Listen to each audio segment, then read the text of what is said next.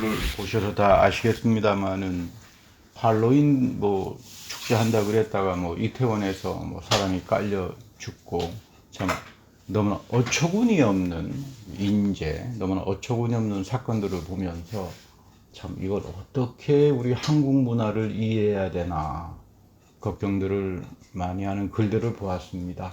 한 가지 이제 고개가 수긍이 되는 글이 아니면 말고가 하는 무당 문화가 결국 우리하고 아무런 상관도 없는 할로윈을 축제한다 그랬다가 이태원에서 이런 사고를 경험했다. 그렇게 분석한 문화 인류학자의 글을 읽으면서 고개를 좀 끄덕이기도 했습니다. 요즘 한국도 그렇고 여러분들도 그렇습니다만 우리 집에도 있습니다. 반려견들을 많이 키웁니다. 그렇다고 해서 저희 집에 빵이는 잠시 좀 봐주고 있는 상황입니다. 그런데 이 고양이와 강아지의 차이점에 대해서 어떤 분이 글을 써놨는데 참 그 생각이 기발하더라고요. 저는 동물학자가 아니어서 잘 모릅니다만은 이 강아지하고 고양이의 그 빼놓을 수 없는 차이가 기억력에 있다 그래요. 기억력. 고양이는 10번 잘해주다가도 한 번 잘못해주면 그 잘못한 것 한 가지를 죽을 때까지 가져간답니다. 그러니까 여러분 고양이 키우기 쉽지 않습니다. 그리고 반드시 보복을 한다 그래요. 결정적인 순간에. 그런데 강아지는 반대로 10번 잘못해 주어도 한 번만 잘해주면 그 잘한 것을 끝까지 기억한대요. 아마 그래서 사람들이 반려견을 많이 키우는 모양이죠. 그러니까 강아지는 좋은 것만을 많이 기억하고 고양이는 나쁜 것 하나를 오랫동안 기억합니다. 그래서 둘이서 싸우면 누가 이기는가? 당연히 고양이가 이긴대요. 왜 고양이가 이길까? 강아지는 평소 자기에게 잘해준 고양이를 생각하니까 공격할 마음이 없는데 고양이는 딱 기분 상한 거 하나 생각해가지고 싸움을 하게 되면 막 공격적이 돼가지고 강아지는 도망다닙니다. 맞는 것 같아요. 저희 집에도 보면 그 강아지하고 고양이를 같이 놔두면 고양이 앞에 맨날 그 강아지가 얻어맞거든요. 이런 건가? 좀 동물학자의 글에도 참 기발한 생각이 있구나. 이런 생각을 해봅니다. 신앙생활이라고 하는 것도 비슷합니다. 믿음은 하나님께서 베풀어 주시는 복과 은혜를 크든 작든 간에 계수하면서 사는 거예요. 우리 모세의 기도에도 아주 중요하게 말하잖아요. 복된 사람은 누군가? 내가 받은 은혜와 복을 늘 손에다가 셈하면서 산다. 어려운 일이 있을 때 그래도 내가 지금까지 받은 복이 있는데 여기까지 하나님께서 선하게 인도하셨는데 그런데 조금 하나 잘못되면 고양이처럼 섭섭한 마음을 가지고 하나님이 주신 은혜는 기억하지도 못하고 이러다가 보면 사람이 아주 이상해져 버려요. 오늘 구약 11개 하를 보면 히스기야 왕에 대한 이야기가 잘 나옵니다. 히스기야 왕은 25살의 임금의 주기에서 대략 한 30년, 한 29년간 나라를 다스린 그런 왕입니다. 아주 믿음의 왕으로 소문나 있죠. 그래서 오늘 본문에 보면 여호와께서 히스기야와 함께 하셔서 어디로 가든지 간에 형통했다. 어디로 가든지 형통했다. 그러면 왜 히스기야는 형통하는 복을 받고 나는 왜 받지 못하지? 믿음의 사람들은 반드시 한 번쯤 자기 믿음을 점검해야 합니다. 그 첫 번째 히스기야가 여호와 하나님으로부터 받은 축복의 원인이 정직했어요. 여호와 보시기에 정직했다. 그러니까 우리 히스기야의 믿음 속에는 아니면 말고 이런 거 없습니다. 그 붙인 아하스 왕은 아주 무당을 섬기는 우상 숭배의 사람입니다. 근데 자기 아버지를 본받지 않고 항상 토라 여호와 율법을 옆에 끼고 다윗의 삶을 본받으면서 살았다는 사람입니다. 그런가 하면 두 번째 히스기야가 받았던 축복은 여호와 하나님께서 그와 연합해 주셨다. 그러니까 여호와께서 그와 연합하여서 떠나지 아니했다. 여러분 구약에서 가장 무서운 심판이 하나님께서 막 두들겨 펴고 하는 그런 게 아니라 떠나버리는 거예요. 너 마음대로 해. 이가봇 현상이라고 그러죠. 제일 무서운 하나님의 심판입니다. 우리 로마서에서도 사도 바울이 그 이야기 하죠. 하나님께서 내버렸다. 저 로마 사람들의 타락을. 근데 연합했다. 끝까지 히스기야와 하나님께 같이 했기 때문에 연합된 믿음이기 때문에 어디든지 가더라도 희숙이와는 형통했다. 이 연합이라고 하는 말을 다른 말로 오늘 현대의 말로 표현하면 경건이란 말이에요. 우리가 성찬에 참여할 때 내가 연합합니다. 이 경건한 관계가 형성이 되죠. 그래서 우리 장로교를 창시한 존 켈빈이라고 하는 사람이 이 성만찬을 굉장히 중요하게 여겼어요. 뭐 루터도 마찬가지입니다. 웨슬리도 마찬가지입니다. 이 성찬에는 두 가지 축복의 예언이 담겨져 있다. 하나는 성찬에 참여하는 이들에게 그리스도와 연합함으로써 하나님이 나를 경건한 자로 여겨주신다. 여러분이 여겨주신다라는 말이 굉장히 중요한 말이에요. 내가 잘나서 경건 못합니다. 내가 잘나서 무슨 선행 봉사 이런 거 못합니다. 하나님이 나의 선행과 나의 봉사와 나의 예비와 이 모든 것들을 경건하게 여겨주셔야 돼요. 하나님 안중이 없어요. 그저 내 열심, 내 의지 이러다가 보니까 결국은 그 모든 교회가 이 모양 이 짝이 지금 나는 겁니다. 마지막 때 경건을 회복해야 합니다. 이 경건을 회복하려면 그리스도와 연합이 돼야 되는데 이 그리스도의 연합의 약속 장소가 성만찬이에요. 두 번째는 성만찬에서 우리는 부활의 그리스도의 영을 받습니다. 그러니까 성령을 받는 현장이에요. 유튜브에 보니까 뭐 성령 받으라 그래가지고 막 은사 받는 방법 가르쳐주는 어떤 목사님도 계시고 그러는데 여러분 성경에서 그런 말 유튜브를 통해 가지고 성령 받으라는 말 하지 않아요. 성경에서는 성만찬을 통해서 그리스도의 영을 받으라, 성령을 받으라. 그러니까 이 두 가지 예언의 의미를 여러분 꼭 붙들고 살아야 돼요. 마지막 때 이거 버리게 되면 그는 버림받습니다. 하나님은 약속대로 움직이시거든요. 왜냐하면 이 안에 죄사함의 축복이 담겨져 있어요. 마태복음 17장에 가면 그 말씀이 나오죠. 성만찬 속에 그리스도가 마지막까지 끝날 때까지 죄사함의 축복을 선언해 줍니다. 그런데 우리는 믿음이라고 하는 거를 너무 단순하게 생각하는 경향들이 있는데 좀 믿음에 대한 지평, 믿음에 대한 차원을 좀 넓혀서 성경을 통해서 좀 배워야 합니다. 우리는 다 하나님을 사랑한다고 합니다. 물론 당연히 우리가 믿음을 가진 사람들은 하나님을 사랑해야 되겠죠. 그런데 하나님을 사랑한다는 게 무엇일까? 구체적인 강론에 들어가면 그건 뭐지? 이렇게 생각하는 경우도 종종 생깁니다. 오늘 예수님께서 요한복음 14장 21절에 보면 나의 계명을 지키는 자라야 나를 사랑하는 자다. 간단 명료합니다. 하나님을 사랑하는 자는 누구인가? 말씀 계명 지키고 사는 사람들이에요. 다른 데 있잖아요. 입으로 나 주님 사랑해요. 뭐 와서 뭐 떠들어 봐야 아무런 의미가 없습니다. 하나님은 사랑이에요. 먼저 하나님이 우리에게 베풀어 주시는 사랑이 있어요. 그것은 추상적인 게 아닙니다. 아주 구체적인 거예요. 나를 위해서 예수 그리스도가 희생을 받고 죽습니다.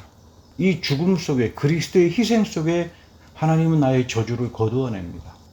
굉장히 구체적이지만 아픈 사랑이죠.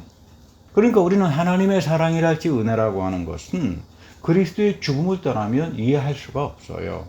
뭐 세상에서 말하는 사랑이라고 하는 건 아유 목사님 저 교회 사랑이 충만합니다. 뭐 자기 원하는 대로 다 해주면 사랑이라고 이야기하죠. 그러다가 교회 다니면서 자기 생각과 뜻대로 되지 않으면 교회가 사랑이 없다. 목사가 사랑이 없다. 교인들이 사랑이 없다. 이렇게 불평합니다. 근데 자기가 사랑이 없는 사람인 줄은 몰라요. 이런 것들은 이 성경의 말씀하고는 전혀 상관이 없는 저급한 이야기들입니다. 제가 여러 차례 드리는 말씀인데 말씀 안에는 예언의 차원이 있다. 소중하게 생각해야 합니다. 말씀이 나에게 올 때 성령이 지식과 지혜의 은사를 주셔야만 이 예언의 차원이 풀립니다. 이 예언의 차원이 나에게 삶에 이어져야 비로소 형통할 수 있어요. 형통이라고 하는 말은 사도 바울이 말하는 것처럼 나의 질그릇 안에 보배를 담고 사는 겁니다. 우리의 믿음은 질그릇과 같죠. 하찮고 부서지기 쉽고 대단한 것이 아닙니다. 그러나 한 가지 중요한 것은 이 그릇은 비어 있어야 됩니다. 깨끗해야 돼요. 정결해야 돼요. 그래야만 하나님의 보배를 담을 수 있어요. 내 마음이 탐심과 우상숭배와 얌체짓과 욕심으로 가득 차 있는데 그러면서 나는 하나님의 축복을 받겠다. 하나님이 부담스러워하죠. 참 어이없는 우리 시편 2편입니까? 보면 하나님께서 가소로워서 웃으신다. 하나님이 저를 볼 때마다 내가 기도할 때마다 가소로워서 웃으셔버리면 내 기도가 하나님께 상달이 되겠습니까? 굉장히 중요합니다. 내 마음이 하나님 말씀의 빛을 향하여 열려져서 그 빛을 항상 사모하고 하나님 보시기에 내 마음이 깨끗해지고 정결해져야만, 내 영이 가난해져야만 하나님의 보배를 담고 우리 모두는 다 형통한 삶을 살 수 있게 되는 겁니다. 지난 시간에도 말씀드렸습니다만 프리고진느라고 하는, 일리아 프리고진느라고 하는 사람, 1971년도 노벨 화학상을 받은 사람이죠. 굉장히 중요합니다. 이분 때문에 세계 자연과학은 인력 혁명을 경험할 정도로 다 뒤집어집니다. 이분이 소산구조란 이론을 발표해서 노벨 화학상을 받았어요.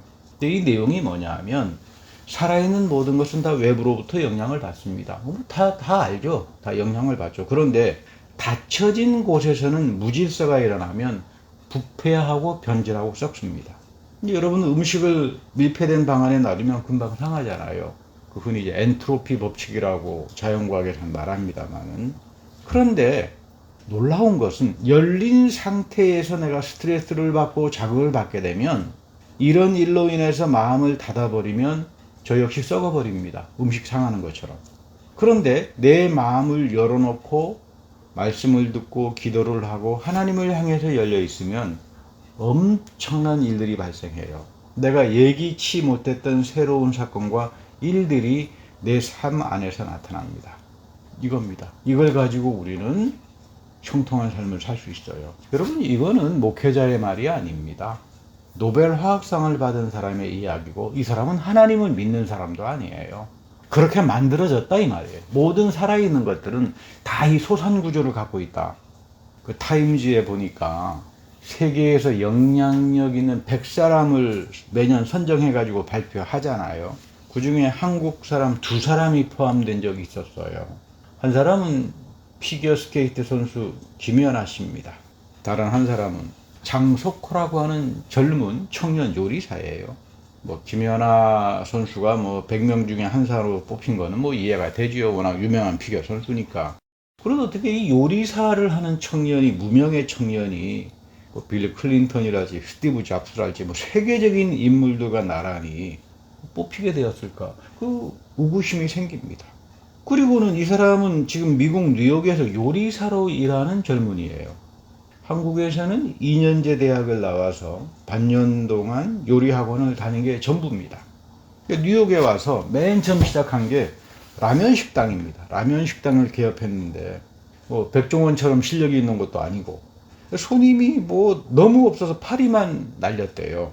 그래서 좌절하지 않고 에이 이럴 거면 내가 하고 싶은 요리나 실컷 해보자, 그렇게 창의력과 상상력을 발휘했는데, 한식, 일식, 중식 플러스 프랑스식 퓨전 요리라고 그러죠. 융합 요리 해가지고 조리법을 가미해가지고 새로운 융합 퓨전 그 메뉴를 만들었는데 이게 또 완전히 뉴욕에서 대박이 터져버렸대요.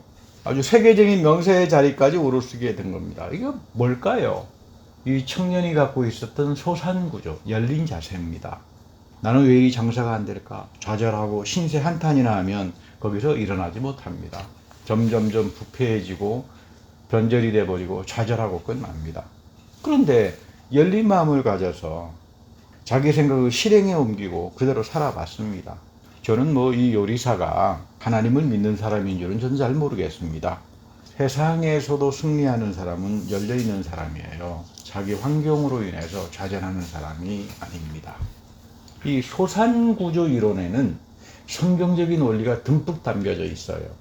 항상 하나님을 향하여 열려 있어라. 예배를 향하여 열려 있어라. 성만찬을 향하여 열려 있어라. 말씀의 빛을 향하여 열려 있어라.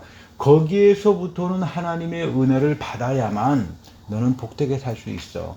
그러니까 순종은 다른 말이 아니죠. 나의 질그릇 속에 보배를 담기 위해서는 순종하지 않으면 안 됩니다. 근데 순종으로 끝나지도 않습니다. 순종은 하나님의 말씀을 경청하는 거죠. 지금 여러분들이 순종하니까 이 목회자의 말을 경청하고 이 예배에 참석하고 이걸로 끝나지 않습니다. 실행에 옮겨야 돼요. 순종해야지 생각만 머물면 그건 아무런 능력이 나타나지 않습니다. 반드시 내 발로 내 삶 속에서 실행에 옮겨야 돼요. 실행을 하다가 보면 하나님께서 어떻게 역사하는지 어떻게 예기치 않게 나를 앞서가서 예배하고 준비해 주시는지 이 여호와의 이래를 체험하게 돼요. 이 여호와의 이름을 체험하는 것, 이것을 가리켜서 체득된 지식 또는 지혜라고 말합니다. 여러분, 지식은 하나님이 어떤 분인가를 아는 거죠. 그러니까 우리가 성경 말씀을 사모하고 읽습니다. 왜요? 하나님이 어떤 분인가를 알아야 되니까. 하나님이 가장 싫어하는 것만 골라가면서 하면서 나는 복을 받고 살겠다 그러면 그거 하나님께서 부담스러워 하시잖아요. 지혜라고 하는 말은 이 지식을 가지고 실행에 옮겨봤더니 아브라함처럼 여호와의 이래를 내가 체득하고 경험하게 됐다. 여기서부터 지혜가 나타나는 겁니다. 그래서 오늘 바울도 이 이야기를 오늘 하는 겁니다. 우리가 알거니와 하나님을 사랑하는 자, 곧 그의 뜻대로 부르심을 입은 자들에게는 모든 것이 합력하여 선을 이룬다.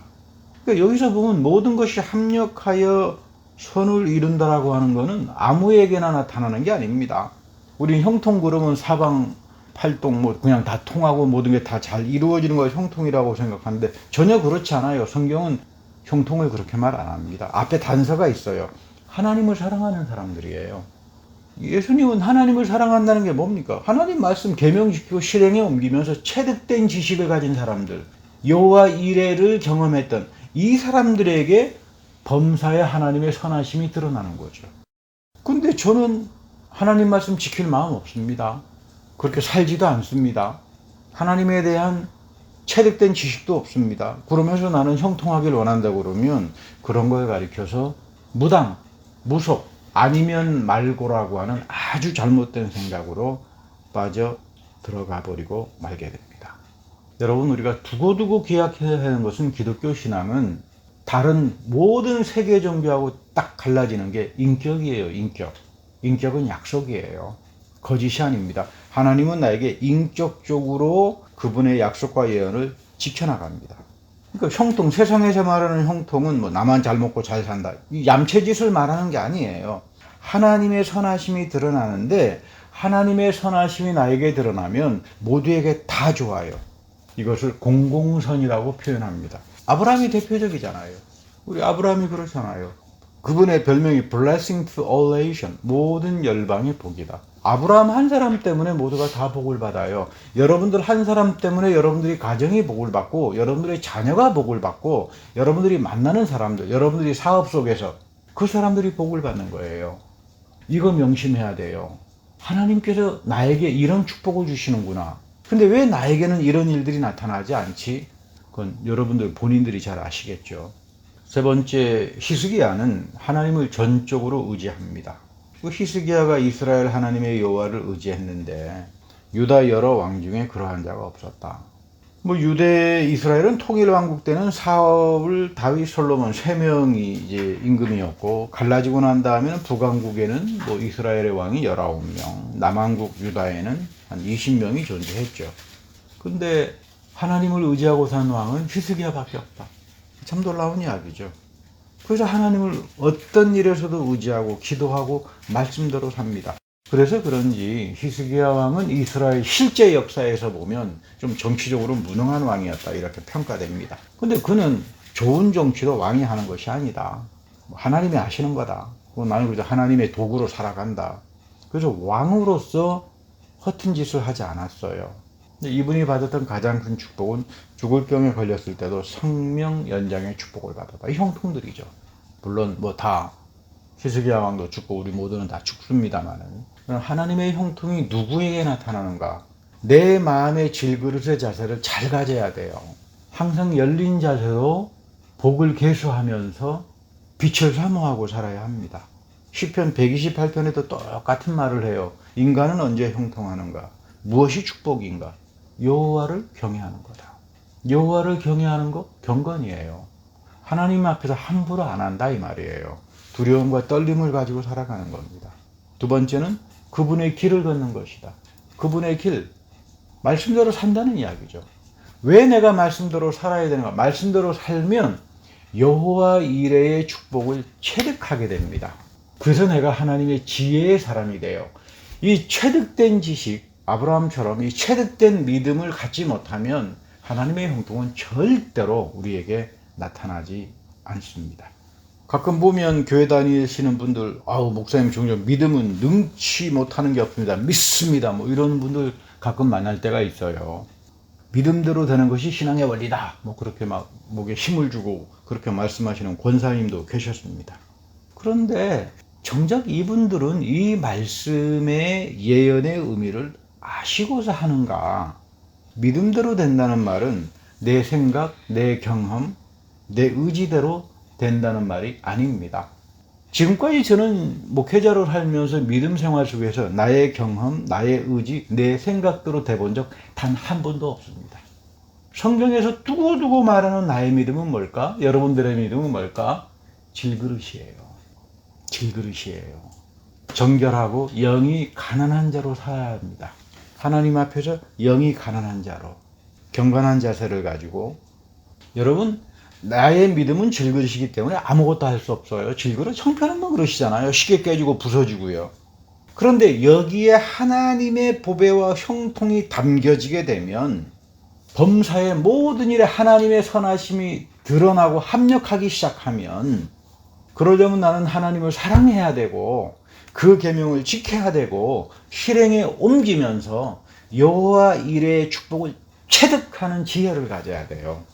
여기서부터 여러분들의 인생은 빛을 발합니다. 그래서 믿음은 우리에게 큰 권능으로 나타나는 거예요. 이 부분을 빗나가 버리면 우리 믿음은 다 어떤 얌체주의자, 이기주의자, 주술과 기복신앙으로 다 변질되고 말아요. 명심해야 됩니다. 특별히 이 마지막 때 얌체주의자, 이기주의자, 주술의 기복신앙들이 터져 나올 겁니다. 사람들이 죽을 겁니다. 마치 예수님께서 실로암 망대가 무너져서 사람이 죽었을 때 예수님께서 그러시잖아요. 너희도 회개해라. 너희도 회개해야 산다. 그런데 아무도 내가 돌아서서 이제는 하나님 말씀을 경청하고, 회개라고 하는 게 뭐겠어요? 하나님 말씀 경청하고 순종하고 그 말씀대로 살고 여호와 이레의 하나님의 축복을 체득하는 걸 말하는데, 이런 삶이 없다가 보니까 부패되고 변질되고 결국 찾아오는 건 심판과 죽음밖에 없어요. 남의 이야기 아닙니다. 바이러스가 끝났다고 성급하게 찬양과 예배를 동원하고 다시 교회 안에 드럼 갖다 놓고 또다시 교회 예배를 세속화시키고 사람들의 비유에 맞추는 일들이 여기저기서 나타납니다. 가장 어리석은 사람들이에요. 하나님께서 바이러스를 통해서 세속화된 예배는 치워버린 겁니다. 경건을 잃어버린 예배는 치워버린 거예요. 이제 너희들은 신령과 진정으로 드리는 예배로 전환해라. 경건을 가지고 질그릇과 같은 마음을 가지고 와서 예배 드려라 지금 하나님이 명령하시는데, 또다시 대면 예배에 자기 감정에 취하고 흥분하고 이걸 경건으로 착각하고 온라인 예배는 예배도 아니다라고 함부로 정죄하고, 이런 사람들 참 어리석은 사람들이에요. 내가 몸을 흔들고 감정에 취해서 성령 받고 예배 드리는 거라면 하나님은 왜 굳이 성경에서 너희들은 경건과 거룩으로 예배를 드리라고 말을 합니까? 그렇게 명령할 필요도 없는 거죠. 여러분, 전문가들, 과학자들은 이구동성으로 말합니다. 바이러스는 다시 돌아온다. 하나님의 심판, 다섯 번째 심판의 시기에는 다시 과거로 못 가요.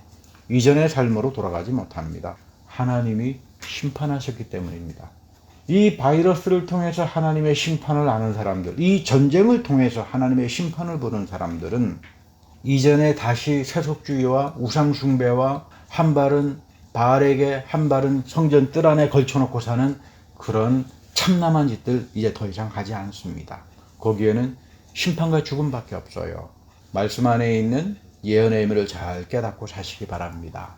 그리고 이 말씀을 가지고 실행에 옮기면서 여호와 이레의 그 축복을 체득하는 여러분들이 될 때, 진정으로 이 마지막 때 하나님이 베풀어 주시는 넘치는 형통이 여러분들의 믿음의 그릇 안에 담겨질 겁니다.